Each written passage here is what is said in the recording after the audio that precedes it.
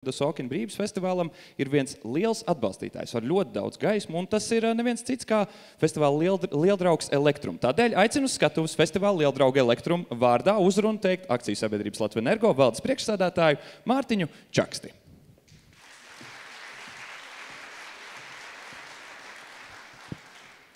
Sveiciens visām māmiņām, māmiņdienā. Māmiņas ir tās, kas dāvā dzīvību un dāvā mīlestību.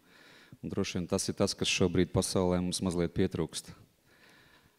Mēs, kā enerģētiķi, laikam vistiešākā veidā izjūtam kara tuvumu, jo mums ir jārūpējās par to, lai arī mūsu reģionā enerģijas pietiktu un mēs būtu vienmēr droši par to, kad lampiņa iedegsies un būs siltums.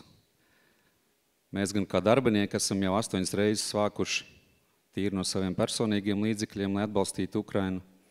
Tāpat arī kā uzņēmums mēs nenogurstoši jau no kara sākuma atbalstam gan ar transformatoriem, gan ar bērnu nometnēm un citām iniciatīvām.